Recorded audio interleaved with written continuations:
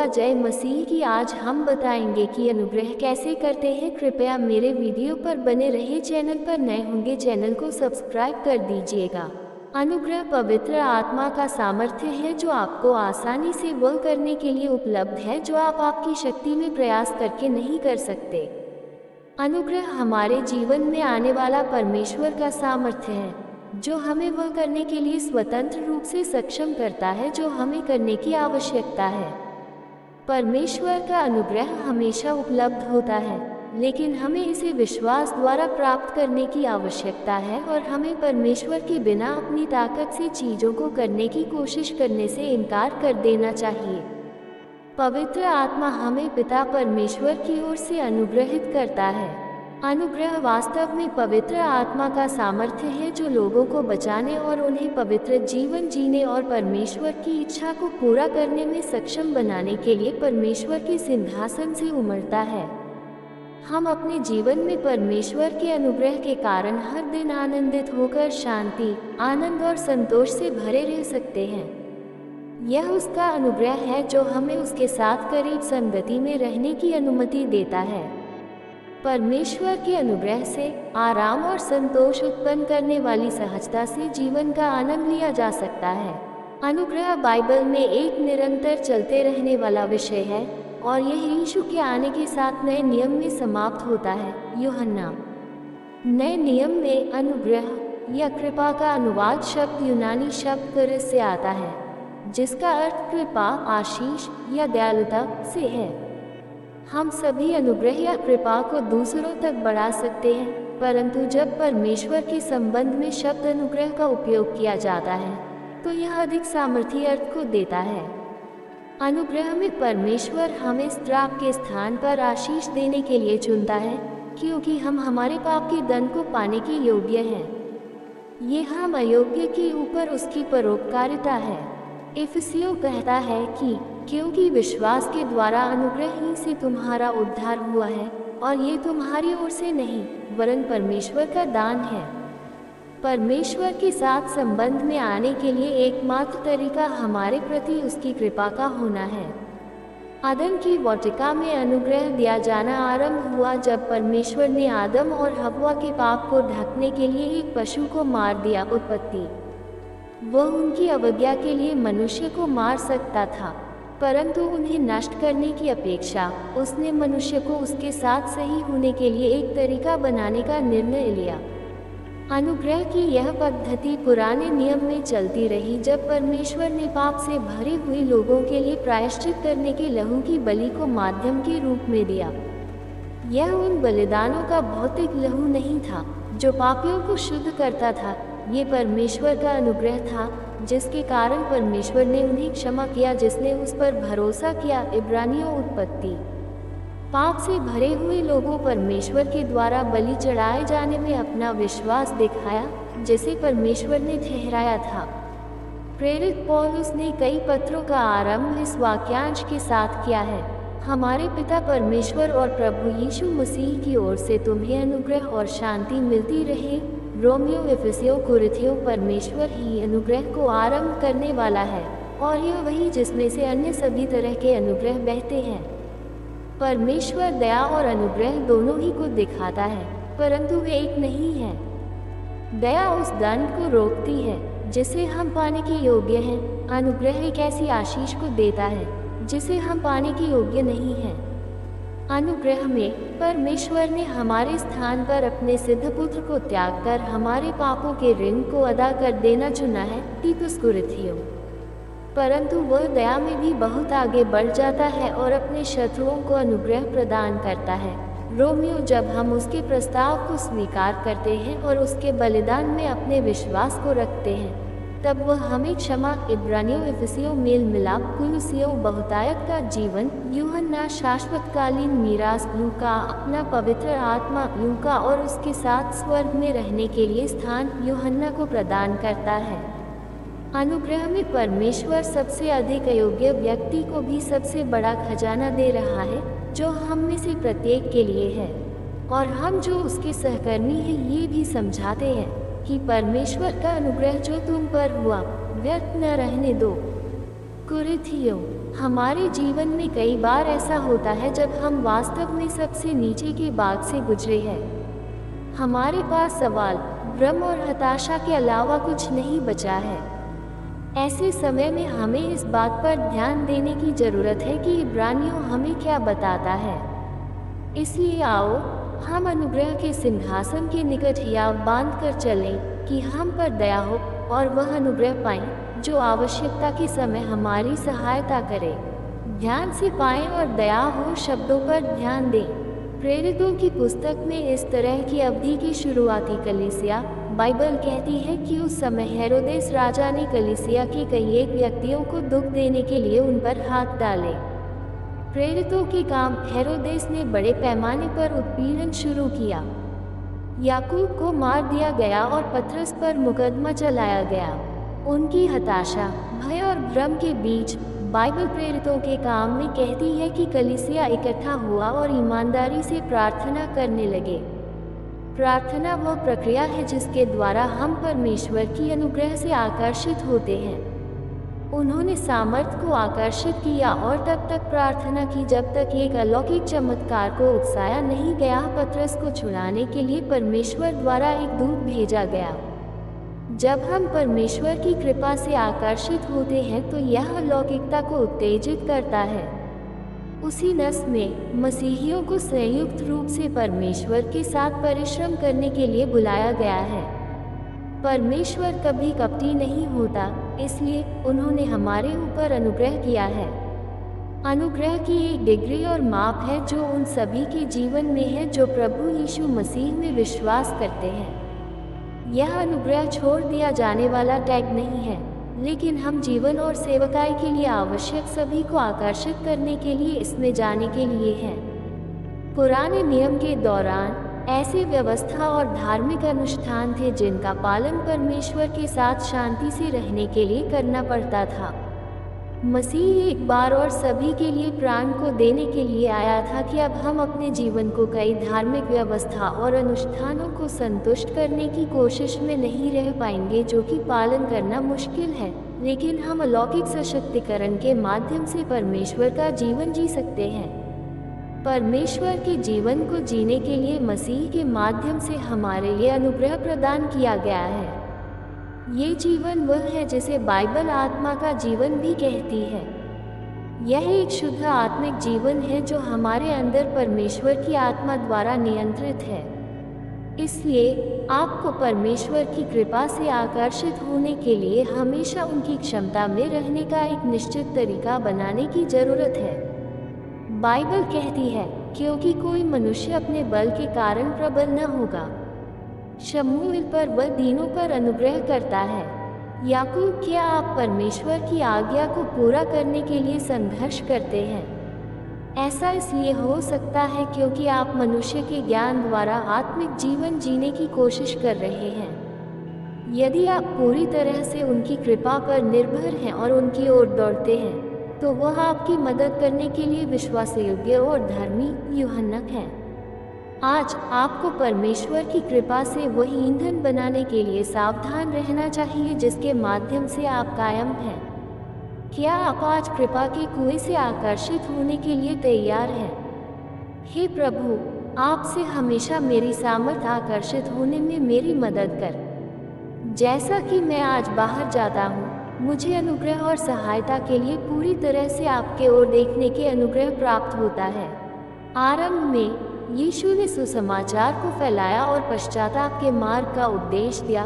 फिर वो मनुष्य को बपतिस्मा देने लगा, बीमारों को चंगा करने लगा और दुष्टात्माओं को निकालने लगा। अंत में उसने मानव जाति को पाप से छुटकारा दिलाया और संपूर्ण युग के अपने कार्य को पूरा किया। जो कार्य यीशु ने किया वह उस युग में मनुष्य की आवश्यकताओं के अनुसार था। उसका कार्य मानव जाति को छुटकारा दिलाना, उन्हें उनके पापों के लिए क्षमा करना था, और इसलिए उसका स्वभाव पूरी तरह से विनम्रता, धैर्य, प्रेम, धर्मपरायणता, सहनशीलता, दया और करुणामय प्यार से भरा था। उसने मानव जाति को प्रचुरता से धन्य किया और वह उनके लिए ढेर सारा अनुग्रह लाया, और वे सभी चीज़ें जिनका वे संभवतः आनंद ले सकते थे, उसने उन्हें उनके आनंद के लिए दी। शांति और प्रसन्नता, अपनी सहनशीलता और प्रेम, अपनी दया और अपना करुणामय प्यार। उन दिनों वह सब जिनसे मनुष्य का सामना होता था, वह थी उसके आनंद की ढेर सारी चीज़ें। उनके हृदय शांत और आश्वस्त थे, उनकी आत्माओं को सांत्वना थी और उन्हें उद्धारकर्ता यीशु द्वारा जीवित रखा गया था। वे इन चीज़ों को प्राप्त कर सके, यह उस युग का एक परिणाम था जिसमें वे रहते थे। अनुग्रह के युग में मनुष्य पहले से ही शैतान की भ्रष्टता से गुजर चुका था, इसलिए समस्त मानव जाति को छुटकारा देने के कार्य में अनुग्रह की भरमार, अनंत सहनशीलता और धैर्य, और उससे भी बढ़कर मानव जाति के पापों का प्रायश्चित करने के लिए पर्याप्त बलिदान की आवश्यकता थी ताकि इसके प्रभाव तक पहुंचा जा सके। अनुग्रह के युग में मानव जाति ने जो देखा, वह मानव जाति के पापों के प्रायश्चित के लिए मेरी भेंट मात्र था, अर्थात यीशु।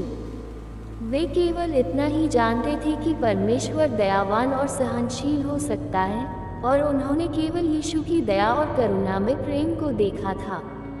ऐसा पूरी तरह से इसलिए था क्योंकि वे अनुग्रह के युग में रहते थे। इसलिए इससे पहले कि उन्हें छुटकारा दिया जा सके, उन्हें कई प्रकार के अनुग्रह का आनंद उठाना था जो यीशु ने उन्हें प्रदान किए थे। केवल यही उनके लिए लाभदायक था। इस तरह उनके द्वारा अनुग्रह का आनंद उठाने के माध्यम से उनके पापों को क्षमा किया जा सकता था। यीशु की सहनशीलता और धीरज का आनंद उठाने के माध्यम से उनके पास छुटकारा पाने का एक अवसर भी हो सकता था। केवल यीशु की सहनशीलता और धैर्य के माध्यम से ही उन्होंने क्षमा पाने का अधिकार प्राप्त किया और यीशु के द्वारा दिए गए अनुग्रह की भरमार का आनंद उठाया, वैसे ही जैसे कि यीशु ने कहा था, मैं धार्मिकों को नहीं बल्कि पापियों को छुटकारा दिलाने, पापियों को उनके पापों से क्षमा किए जाने में मदद करने आया हूँ। जितना ज़्यादा प्रेम यीशु ने मानव जाति को उसके पापों को क्षमा करते हुए और उन पर पर्याप्त दया और करुणामय प्रेम लाते हुए किया, उतना ही ज़्यादा मानव जाति ने बचाए जाने, खोई हुई भेड़ कहलाने की क्षमता प्राप्त की, जिन्हें यीशु ने बड़ी कीमत देकर वापस खरीदा था। शैतान इस काम में गड़बड़ी नहीं डाल सकता था, क्योंकि यीशु ने अपने अनुयायियों के साथ इस तरह से व्यवहार किया था जैसे एक करुणामयी माता अपने नवजात को अपने आलिंगन में लेकर करती है। वह उन पर क्रोधित नहीं हुआ या उनका तिरस्कार नहीं किया, बल्कि सांत्वना से भरा हुआ था। वह उनके बीच कभी भी अचानक बहुत क्रोधित नहीं हुआ, बल्कि उनके पापों के साथ धैर्य रखा और उनकी मूर्खता और अज्ञानता के प्रति आंखें मूंद ली, ये कहकर कि दूसरों को 70 गुना 7 बार क्षमा करो। इसलिए उसके हृदय ने दूसरों के हृदयों को रूपांतरित कर दिया। इसी तरह से लोगों ने उसकी सहनशीलता के माध्यम से अपने पापों से क्षमा प्राप्त की। उस समय यीशु ने अनुग्रह के युग में अपने अनुयायियों को उपदेशों की एक श्रृंखला कही, जैसे कि कैसे अभ्यास करें, कैसे एक साथ इकट्ठा हो, प्रार्थना में कैसे मांगे, दूसरों के साथ कैसे व्यवहार करें इत्यादि। जो कार्य उसने किया वह अनुग्रह के युग का था, और उन्होंने केवल ये प्रतिपादित किया कि शिष्य और वे लोग जिन्होंने परमेश्वर का अनुसरण किया, कैसे अभ्यास करें। उसने केवल अनुग्रह के युग का ही कार्य किया और अंत के दिनों का कोई कार्य नहीं किया। यीशु ने अंत के दिनों के केवल चिन्हों के बारे में बात की, इस बारे में बात की कि किस प्रकार से धैर्यवान बने और कैसे बचाए जाएं, कैसे पश्चाताप करें और स्वीकार करें, और साथ ही सलीब को कैसे सहें, और साथ ही पीड़ाओं को कैसे सहन करें। उन्होंने कभी भी नहीं कहा कि अंत के दिनों में मनुष्य को किस प्रकार प्रवेश करना चाहिए या परमेश्वर की इच्छा को किस प्रकार से संतुष्ट करें।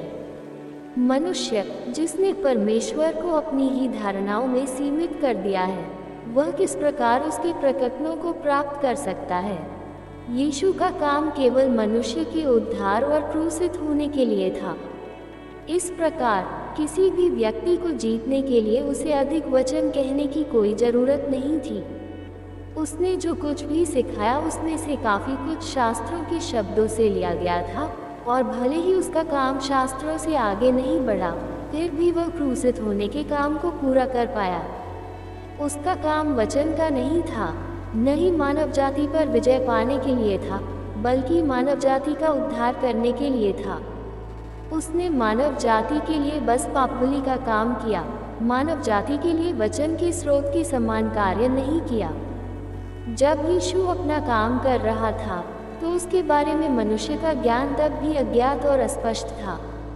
मनुष्य ने हमेशा यह विश्वास किया कि वह दाऊद का पुत्र है और उसके एक महान भविष्यद्वक्ता और उदार प्रभु होने की घोषणा की जो मनुष्य को पापों से छुटकारा देता था। विश्वास के आधार पर मात्र उसके वस्त्र की छोर को छूकर ही कुछ लोग चंगे हो गए थे, अंधे देख सकते थे और यहाँ तक कि मृतक को जलाया भी जा सकता था।